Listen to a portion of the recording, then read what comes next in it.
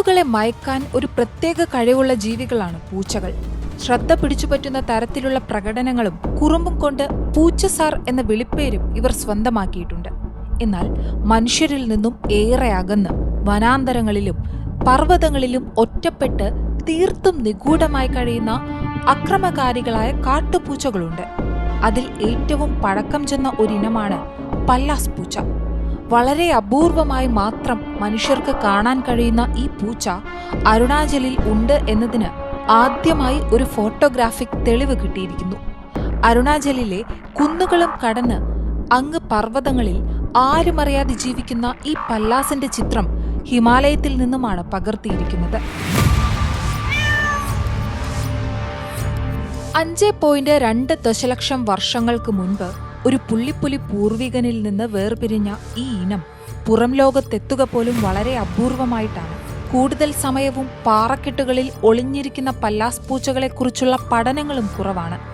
കട്ടിയുള്ള വലിയ രോമങ്ങളാൽ പൊതിഞ്ഞ ഈ അക്രമകാരിയായ കാട്ടുപൂച്ച 8 മാസത്തോളം നീണ്ട പരിശ്രമത്തിനൊടുവിലായിരുന്നു ഹിമാലയത്തിൽ സ്ഥാപിച്ച ഒളിക്യാമറയിൽ പതിഞ്ഞത്.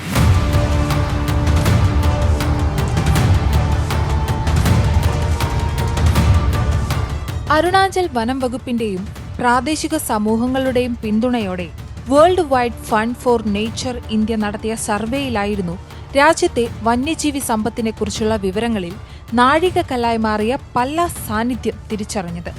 ഇന്ത്യയിൽ ലഡാക്ക്, ഹിമാചൽ പ്രദേശ്, ഉത്തരാഖണ്ഡ്, സിക്കിം എന്നിവിടങ്ങളിൽ മുൻപ് ഈ കാട്ടുപൂച്ചയെ കണ്ടതായി രേഖകളുണ്ടെങ്കിലും ഗവേഷകർക്ക് ഈ ജീവിയെക്കുറിച്ച് പഠിക്കാൻ വളരെ കുറഞ്ഞ അവസരങ്ങളെ ഉണ്ടായിട്ടുള്ളൂ.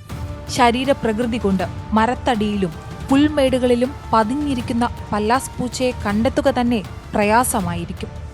ഓട്ടോകൊളോബസ് മാനുവൽ എന്ന പേരിലും അറിയപ്പെടുന്ന ഈ നിഗൂഢ പൂച്ചകൾ സമുദ്രനിരപ്പിൽ നിന്നും 3900 മുതൽ 4100 മീറ്റർ വരെ ഉയരത്തിലാണ് വസിക്കുക.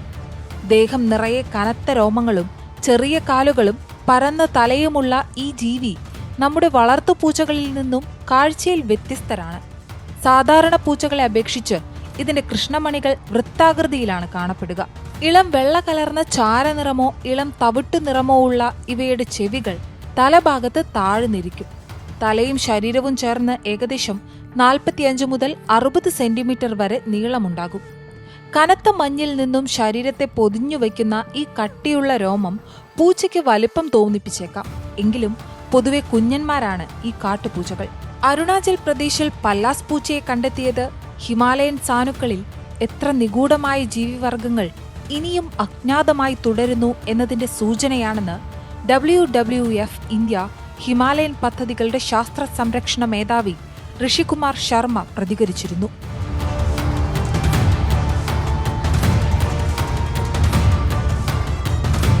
അതേസമയം world wide fund for nature India നടത്തിയ ഈ സുപ്രധാന സർവേ സ്ഥാപിച്ച ക്യാമറ പല്ലാസ് പൂച്ചയെ കൂടാതെ ഹിമപ്പുലി, മേഘപ്പുലി, മാർബിൾഡ് കാറ്റ്, ഹിമാലയൻ മൂങ്ങ, പറക്കുന്ന അണ്ണാൻ എന്നിവയെയും കണ്ടെത്തിയിരുന്നു.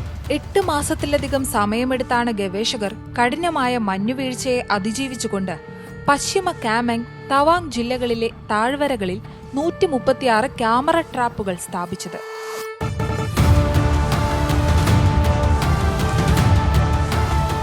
പല്ലാസ് കാട്ടുപൂച്ചകളെക്കുറിച്ച് ആദ്യമായി പഠന വിശദീകരണം നടത്തിയത് 1776 പീറ്റർ സൈമൺ പല്ലാസ് എന്ന ഒരു ജർമ്മൻ പ്രകൃതിശാസ്ത്രജ്ഞനായിരുന്നു. പിന്നീട് അദ്ദേഹത്തിന്റെ പേര് ഈ കാട്ടുപൂച്ചയ്ക്കും നൽകി. പൊതുവെ ഒറ്റപ്പെട്ട് പാറക്കെട്ടുകൾക്കുള്ളിലും പൊത്തുകളിലും ജീവിക്കുന്ന ഇവ പകൽ വെളിച്ചത്ത് പുറത്തുവരാതെ രാത്രിയിലാകും ഇരപിടിക്കാൻ ഇറങ്ങുന്നത്.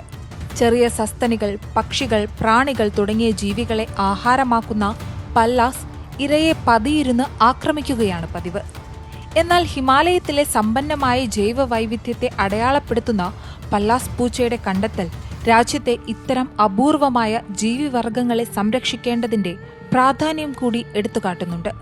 പ്രത്യേകിച്ച് international union for conservation of നേച്ചറിന്റെ റെഡ് ലിസ്റ്റ് അനുസരിച്ച് സമീപ ഭാവിയിൽ തന്നെ വംശനാശം നേരിട്ടേക്കാവുന്ന പട്ടികയിൽ പല്ലാസ് പൂച്ചകൾ ഇടം നേടിയ സാഹചര്യത്തിൽ വന്യജീവി സംരക്ഷണത്തിന്റെ ഗൗരവം കൂടി ഇത് വെളിപ്പെടുത്തുന്നു.